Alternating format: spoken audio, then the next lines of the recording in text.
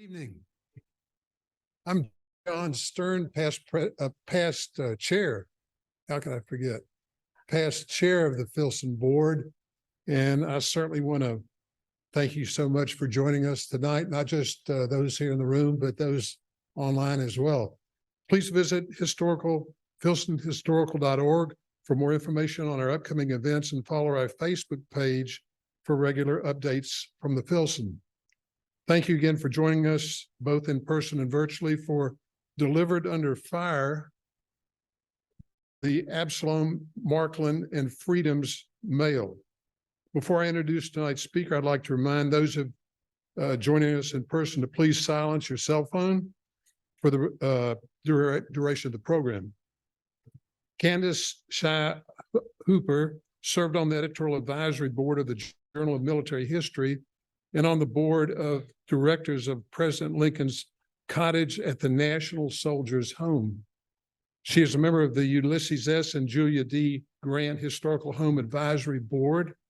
Hooper is author of Lincoln's Generals' Wives, 4 Women Who Influenced the Civil War, For Better and for Worse, which won 3 national awards. Scott will moderate questions after the presentation as time permits. If you have a question, please come to the microphone at the front of the room or the microphones at the front of the rooms, or if you're joining us virtually, drop them in the chat. Without further ado, please welcome our speaker.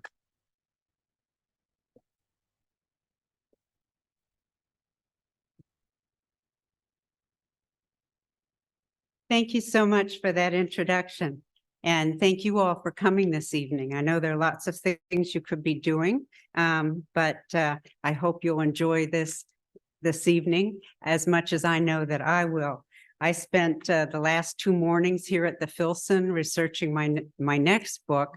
And so now I'm really anxious to talk to you about the one that's actually on sale now. I'm really grateful to Scott Scarborough for making this happen, and to my dear friend and hostess for the past week, Lucinda Dixon Sullivan, who's here, and a prominent writer, and Sina Nasland, who is sitting next to her, who is also a internationally known writer. They have been real inspirations for me, and the fact that they're from Kentucky only made it so much more fun when I realized that the subject of my second book was from Kentucky and that I could come to Kentucky to do some research. I first encountered the name Absalom Markland when I was researching my first book, and that's the Lincoln's Generals' Wives book. His name popped up again and again, mostly in footnotes in books about the Grants and the Shermans. And when I looked at his papers when I was at the Library of Congress, I found that there was a slim file of really business papers under his name, and they all seemed to have something to do with the post office or mail delivery during the Civil War. And then I thought, my gosh, you know, I've always wondered, how did they get all those letters back and forth and back and forth? And I thought, well, somebody's sure to have written a book about that. So I started looking for that book. There are now in Delivered Under Fire, it says 70,000, but since then they've done another count, more than 100,000 books written about the Civil War since the Confederates fired on Fort Sumter. This will give you just an idea of how many 100,000 could be, because this tower, which is across the street from the house where Lincoln died in Washington, D.C., is 4 stories tall. It's made up of 6,800 books, which is less than half of the books about Lincoln. And in all those books, there is no book about how the mail got delivered during the Civil War, although nearly every one of those books quotes from one or more letters written and delivered during the Civil War. So I thought, well, let me look into this more. And so I went back to the Library of Congress and back to Markland's papers. And I thought I'd show you, I'd sort of begin this talk by showing you some various places where I did research. Here's the Library of Congress, and you see that there's one letter from the post office to Markland, and then there's a letter that's from Vicksburg on July 6th, 2 days after the surrender, where the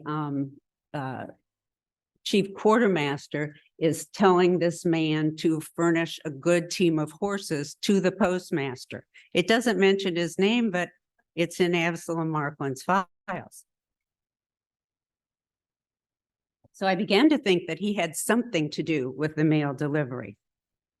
Then I started researching at the Filson, looking up his name. I mean, Absalom Markland, thank God his name wasn't John Smith, or I would never have been able to track him down. But he did pop up. And the Filson here has a file of papers about him, by him, to his father. Some of them are real gems, including this, which is a 7-page account of the Battle of Arkansas Post. The Civil War buffs here will know that that was a very controversial battle. I won't go into it unless you ask me, but there's been very little written about it. And yet here in the Filson lies this sort of firsthand account of that battle that had never been published before. Another treasure was this information, this invitation to the Marklands for William Tecumseh Sherman and his wife Ellen's oldest daughter, Minnie, and showing that it was sent to Colonel and Mrs. Markland, and that he was invited to the private reception afterwards at their home. Very close relationship between Markland and, as you'll see, Ulysses Grant and Sherman and Lincoln.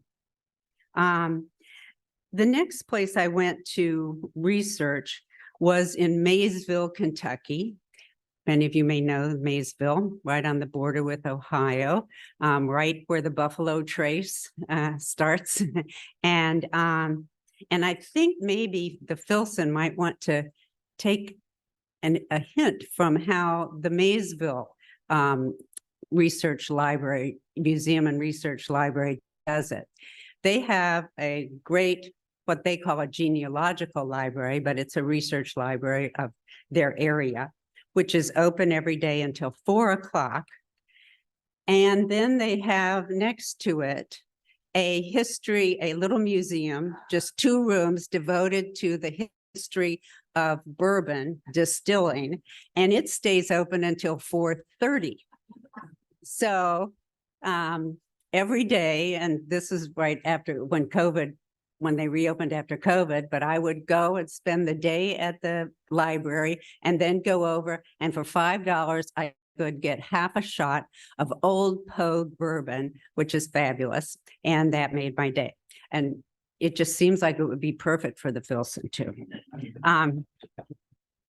But anyway, Maysville is important in Markland's story. He was born in Winchester, Kentucky, but his father moved the family to Maysville in the early 1800s. And in about 1838, Markland went to school at the Maysville Academy. And there were a number of amazing people who went to that school. But one of them was the man then known as Hiram Ulysses Grant. And he was boarding with his widowed aunt. His uncle had lived in Maysville and had been one of the early abolitionist leaders there. I may need these later. But Markland loved Maysville, and I'll sort of fast forward a bit, but at the end of his life, he wrote a whole series of tales about his early days in Maysville that were published under an anonymous name that just are wonderful. It's called OB's Reminiscences, and OB stood for Oily Buckshot, which was his steamboat name because of the many things that he did after going to the Maysville Academy. He studied the law, he taught in a high school, he became a steamboat clerk, he became then also a traveling collector and traveling agent for the states of Kentucky, Ohio, and Indiana. But while he was at the Maysville Academy, he was there for 2 years and Grant was there for 11 months. But the records show that they both were part of a debate society, and the book talks about what they debated and some of the funny and interesting things that happened during and after some of those debates.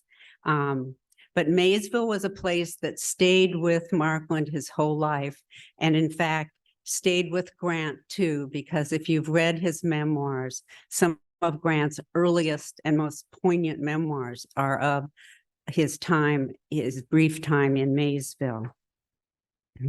So he became a traveling and collecting agent, sort of like an independent FedEx man. At this time, in the 1840s, the mail mostly delivered newspapers and some letters, but there wasn't a lot of letter writing at that time, but mostly newspapers, some letters. If you wanted to deliver money, if you wanted to make sure that a deed of transfer got delivered, you might hire one of these collector and traveling agents to do that. And what that required was, a great deal of integrity and resourcefulness and a knowledge of the various transportation routes and resilience. And so he shows several men and companies as his references in order to have people trust him to take on these important errands for them. But in 1850, his mother died.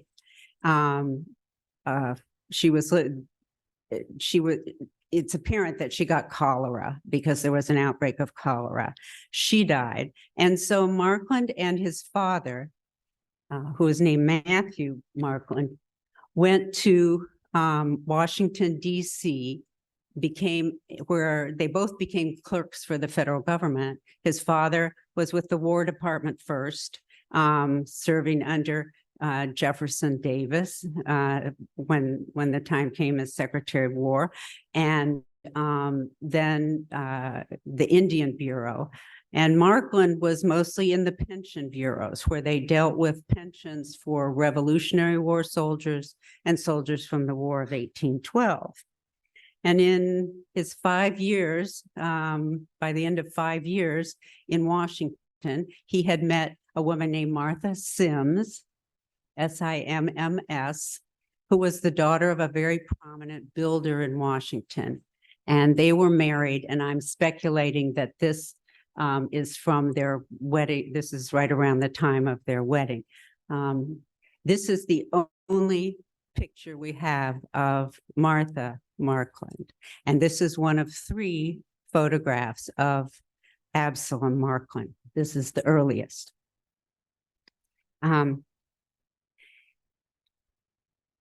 Here's a letter that Absalom wrote to Markland.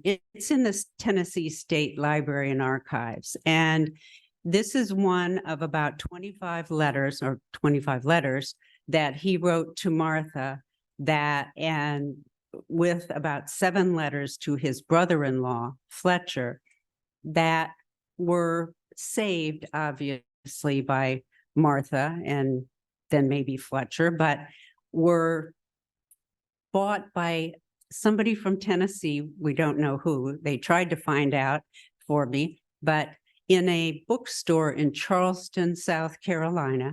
in 1935 and were brought back to Tennessee and given to their state library and archives. And it was only when I found these letters, even though I found, as you'll see, lots of other references to Markland in newspapers, but it was only when I found these personal letters that I felt I could write a book about him, that I could understand him, or at least give a reader a sense of what he was like as a person. And so I'm just going to make an advertisement for all archives everywhere.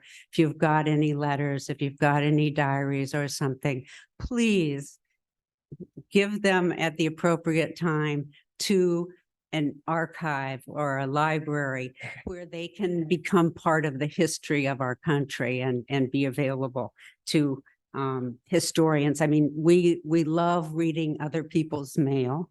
So I think even if I didn't write, I'd just come here as I did the last 2 mornings and just read other people's mail.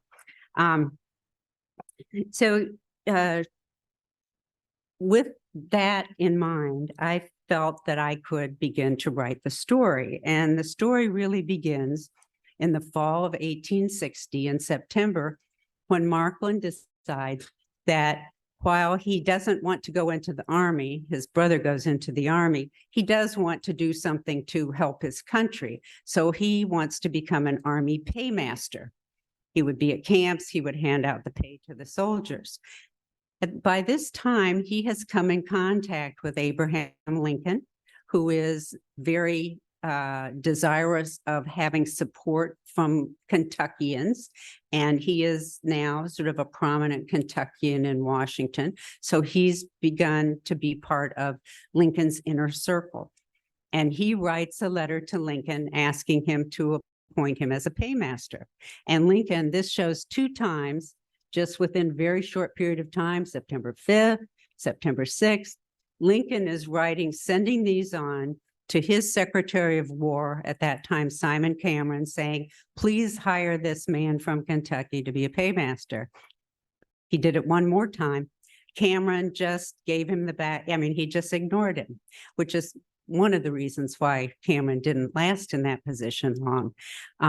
He was sent off to be minister to Russia, which I think was probably as far as Lincoln could get him away from Washington, D.C.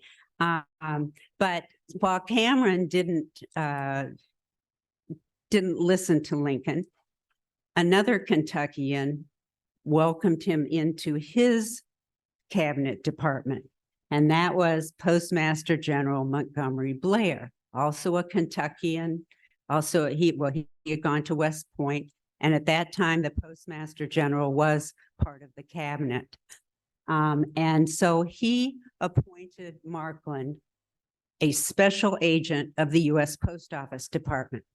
Now, today they are called postal inspectors, but that is exactly the line of succession from special agent to postal inspector. And they still are the ones that enforce the laws that can arrest people for violations of the postal code or postal privacy. At that time, at the time that the war broke out in 1861, there were 15 special agents in the country, and Montgomery Blair then hires 6 more that are really designed to help deal with the chaos of the mail that comes with thousands of soldiers moving back and forth across the country. Now, as I said before, the mail didn't carry many letters, but with the coming of the war, it just exploded. And so Markland's first posting was to Cairo, Illinois.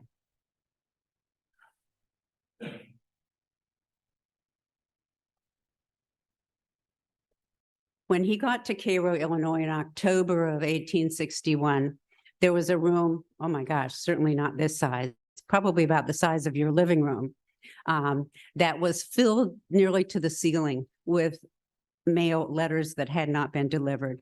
And on the siding, the train car siding, there were 41 train cars filled with mail that had not been sorted or distributed.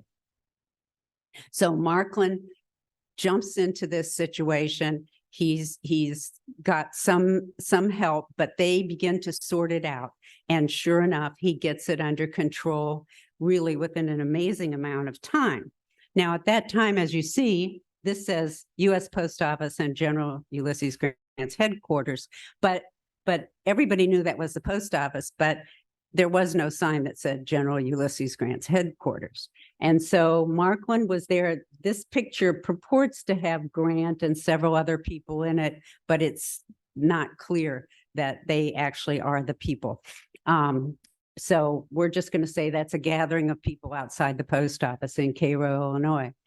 But one day in February, while Markland is there, Grant comes along the street and sees him and recognizes him from nearly 35 years earlier.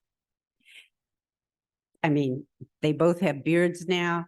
They certainly don't look like what they look like in their 11 and 13-year-old school books or school albums if they had them. But Grant recognizes him, and they immediately resumed this bond of friendship. And within just a couple of days, Grant asks Markland, "Would you like to see a fight?" So this is early February of 1861, and the Civil War buffs here will know that that means that they're getting on a boat, the USS Uncle Sam, and they are heading toward Fort Henry. And that is Grant's first victory. But on the way to Fort Henry, Grant asks Markland, "Do you think you could help keep the soldiers' mail up as my army moves along?" And this is something that's very poignant and is particularly poignant to me after writing the first book about the generals' wives, because Grant loved Julia so much, but she did not write to him. And he became enormously depressed when she didn't write. And it created difficulties for him. But she had an eye defect, which I believe, and I talk about in that book, about how that would have affected her ability and willingness to write. But he was always longing for letters from her. And so he knew how important that was to his men. And he asked Markland, "Do you think you can keep the mail up to my soldiers?" And Markland says, yes. You know, he's just cleaned out 41 train cars of mail, you know, this has got to be easy. But so Grant says, "Well, then I'd like you to do that for my army." At that time, Grant only commanded the army in the Western Department out of the Cairo headquarters. But Markland jumps into it. And as Grant goes on, so his next battle is just another 10 days or so, Fort Donelson, a huge victory. He captured the largest standing army captured in the United States since George Washington at Yorktown.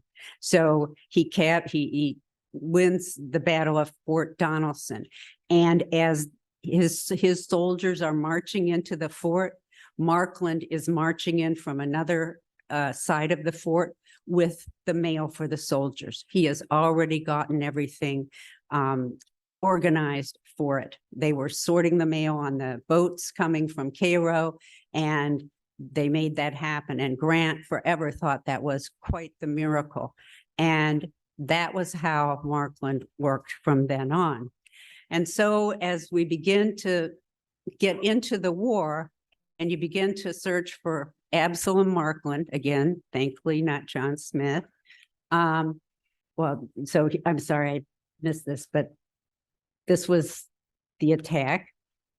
As you begin to look at the newspapers, you see his name everywhere. I'm not expecting you to look at this, but just to realize there's a German newspaper, you can recognize the name Markland. These are newspapers from all over the country telling where Markland is. Markland would open, anytime Grant would seize a city or defeat an army, take a fort, Markland would be there to deliver the mail. And it just became the fact that where Markland was, the people knew that they could get mail. They could get mail to their soldiers. They could get mail from their soldiers. And he was just the most popular man that you can imagine. And he was even popular, for example, when Grant then came over and took Nashville, which was the first Confederate capital that he captured.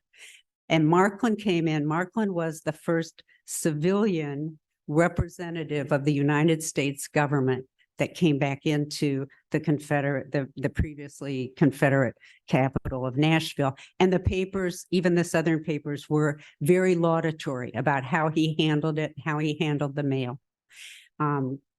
So he became very, very popular, very famous. Here's a picture of him in 1862.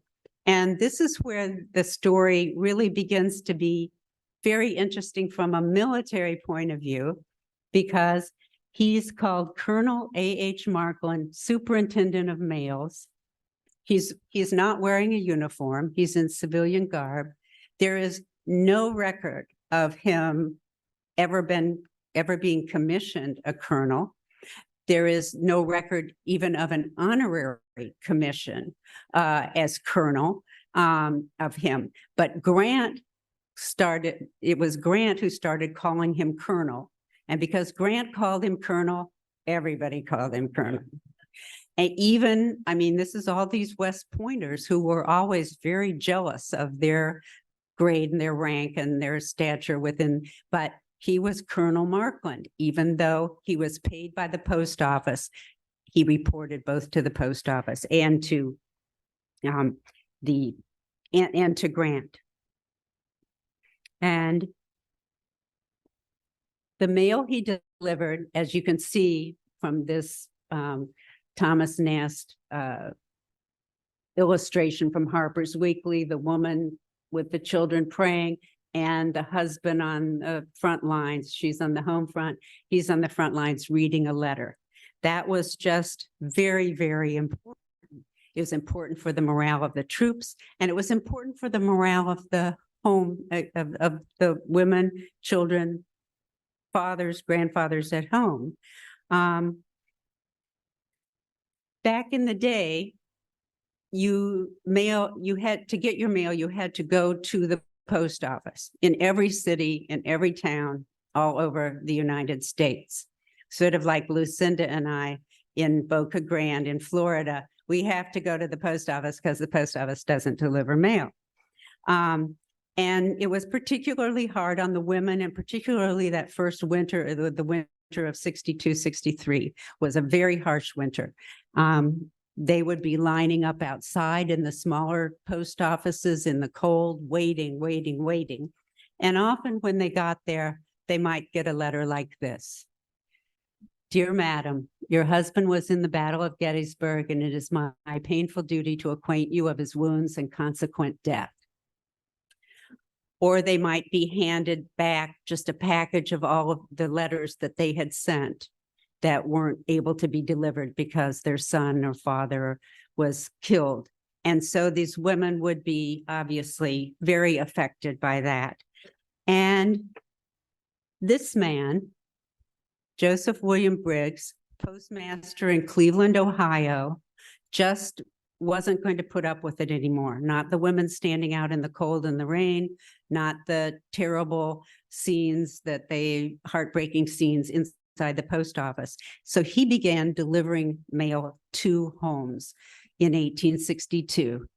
And shortly thereafter, Montgomery Blair, the Kentucky Postmaster General, decided that was a good idea and took it up too. And so by the end of the Civil War, there were 49 cities in which there was home delivery of mail. Now, you have to understand that with the home delivery of mail came other things too. Often, well, streets had to have names. Sometimes they didn't have names. Out in the country, it's like, well, you go down to that big rock there and turn. Okay, so they had to have names. They had to have street signs. Houses had to have numbers. There had to be mailboxes, or at least slots you could put your mail through. And you had to clear the sidewalks in the cities. You had to make sure that the mailman could get to the sidewalks. All that came to you courtesy of the Civil War and Joseph William Briggs, which I think is just an amazing thing, because when I spoke in Cleveland last week to an audience about this size, nobody there knew of him. So I think the next time you get mail at your home, thank Joseph Briggs. But this is what I call the map I made of what I called Markland's world. These are all of the places. You can see all of the famous names. He was everywhere. He's starting out here in Maysville, but everywhere. Fort Henry, Donaldson, Shiloh, Arkansas Post, Chickasaw Bayou. And then Grant, in the fall of 1864, asked Markland to go to Atlanta and help Sherman with the mail situation that was going to become more complex when he started on his march. And in fact, and I won't go into it now, but if you want to know the book or ask me a question, Markland figured out a way to handle the mail at the very beginning to try to keep the Confederates from figuring out where Markland was heading. I mean, where Sherman was heading. And so many of you may know that he kept everybody in the dark about his exact route. Even his men mostly didn't know until the day before, which way they were going to be marching. And almost nobody knew where he was going to come out. In fact, Sherman's brother, Senator John Sherman, was at the White House at one point during the march and asked Lincoln if he'd gotten word from his brother, William Tecumseh, or Cump as they called him. And Lincoln said, well, we know where he went in, but we don't know where he's going to come out. So even Lincoln didn't know. But when Sherman got just outside of Savannah and was ready to invest the city, Markland was there in a boat waiting for him with 20 tons of mail. I think that's one of the most amazing logistical feats in Civil War, any history. And I love the story and I tell it in more detail, but it just always gives me sort of chills to think. And Sherman made sure that that was the first boat that was going to come in before rations, before anything else. It was going to be the mail boat, and all of the men were ready. It was just an amazing event. So I'll quickly go. He becomes Markland after the war. Markland leaves the post office department, becomes a lawyer and sort of lobbyist, and is moving on. Grant, of course, immediately after the war, he is still managing the business of the Army, but less than a week or less than 2 weeks after the surrender at Appomattox, Grant sends Markland a letter.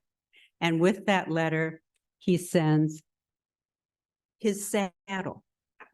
And the letter basically says, this is a token of our friendship. This saddle has been everywhere we have, from Fort Henry to Appomattox. I hope that we will continue our friendship, if not our services, together hereafter.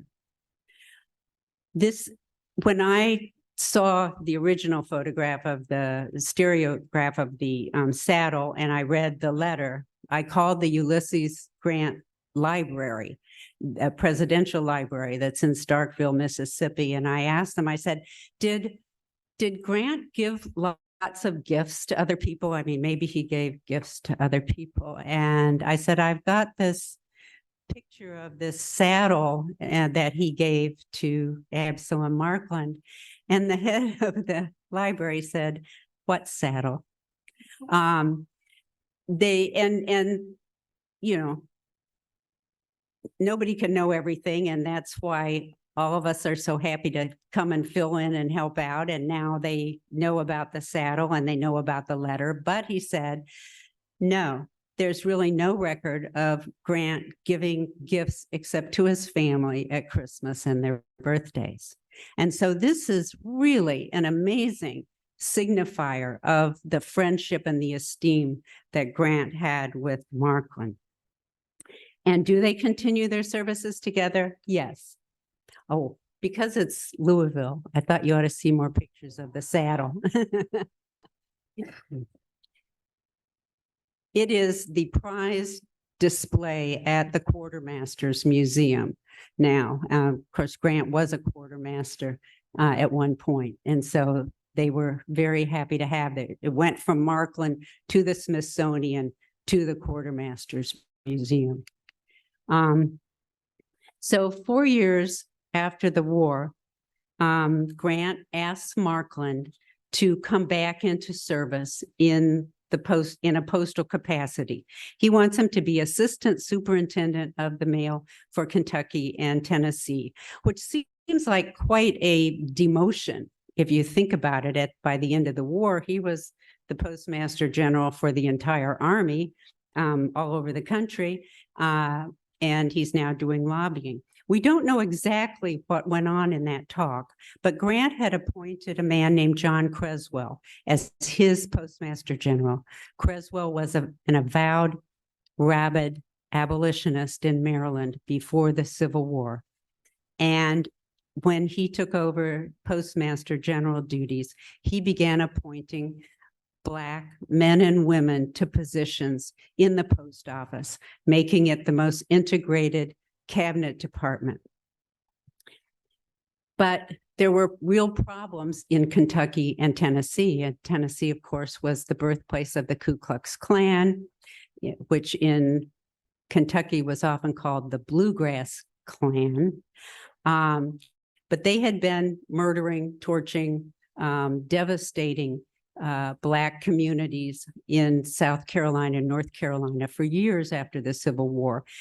And the states would not respond. The states would not go after the Klan. And the federal government felt that it didn't have the powers to do it. And the first thing that Grant really wanted when he became president was a new law that would enable him to use federal powers to enforce the civil rights of people that were violated when the states wouldn't act. And so he asks, in this very tense time, he asks Markland to take over the superintendency of Kentucky and Tennessee. And as one of his first acts, Markland appoints this gentleman, William Gibson, the first Black male rail agent in Kentucky in 1870. Gibson was a freed Black man born in Baltimore, came to Kentucky on his own when he was 18. He was educated in Baltimore, taught the violin, came to Louisville, and lived in Louisville most of his life. He went into Indianapolis at one point, but Louisville was his hometown for most of his life. He did most of his teaching here. He was recommended to Markland by the Speeds and by Grant's Attorney General. He was such a well-known Black activist, I guess you would say at this point. And so he took on this job, and in doing so, the route that he was assigned was the route between Louisville and Lexington, which of course has Frankfort in the middle. So it is the most important mail route in the entire state of Kentucky. The first day that he's on this route, he gets by. But the second day, when the train briefly stops in North Benson, which is like I'm sorry to say, but North Nowhere, because I've been by there. He is attacked by a group of the Ku Klux Klan who try to pull him out of the car because he's going to stop and just drop off a bag of mail to the postmaster there and get that postmaster's bag of mail. They try to pull him from the car. They beat on him, and one pulls out a gun and starts shooting, but he manages to get back into the car as the train goes. Markland, I am sure that both Markland and he knew that he was going to face some kind of terrible danger, and Markland was prepared. From that point on, he sent a squad of 10 soldiers with Gibson every day for a month. But finally, and reports on this are going up to Grant, going up to Creswell. They're being brought up in the president's cabinet meetings. And finally, Grant says, enough. Now, what could Grant do in that situation? He could say, well, we're just going to put in a white mail agent. But he didn't. He said, we're going to stop the mail. So he ordered the mail to be stopped on this whole line. And for the first time in all of the depredations that the Ku Klux Klan had been waging in Kentucky and Tennessee and South Carolina and North Carolina, the whites felt the consequences because they weren't getting their mail. And so they began howling and saying, this isn't right. You shouldn't have a black man on this route, but put a white man on the route, you can't stop the mail. But there was a law that was passed. One of the first laws passed under Abraham Lincoln's administration was that you could stop the mail if you needed to, if it was in danger, if you were in danger. And so what happens as a result of this is that there's finally leverage to pass a civil rights bill to enable the federal government to step in and deal with violations of the civil rights of individuals and to deal with efforts to stop officers of the federal government in the conduct of their duty. And that law was called the Ku Klux Klan Act of 1871. And that's how it came to be passed.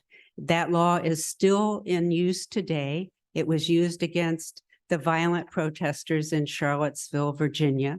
It was used by the Capitol policemen who were injured on January 6th. That's the law under which they are forwarding civil suits against some of the people who attacked them on January 6th. And so, in fact, what Grant had hoped for, that their services could continue together when he gave him the saddle, did happen. So here's Absalom Markland at age 60. This is the last photograph we have of him. We have 3 photographs. By this time, he's deaf, and he's sort of withdrawn from society. And so now he's as reliant on the mail for communication as all of the people that he had helped during the Civil War. But one of the things that he does is he begins to look into the question of whether he's related to Abraham Lincoln, because, and I don't mean you to read this letter, but it's just to show that he writes this letter to his brother-in-law and says, I'm now thinking more about my grandfather, Absalom Hanks, and his relatives. And I think my sister Adelia Ann once talked about a John Hanks and then a Peter Hanks that had something to do.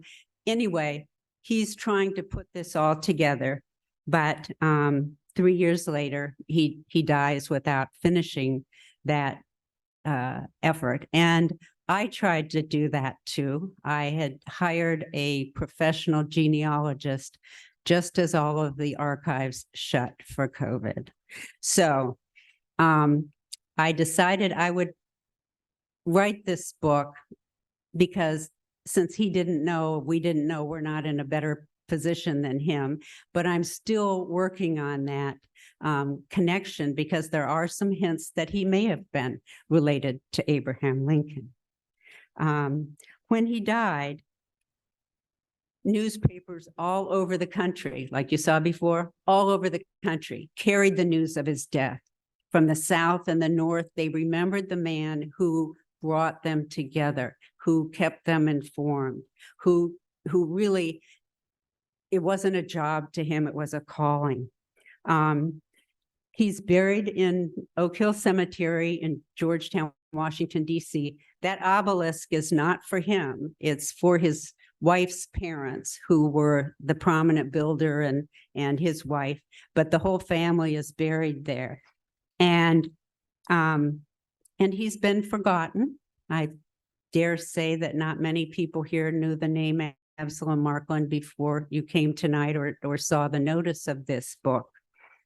But at the National Postal Museum, at the entrance to their Civil War exhibit, and if you're ever in Washington and want to spend time in a lovely small museum, that Postal Museum is fabulous. And on the lower floor, they have a fabulous walk-through exhibit of the Civil War.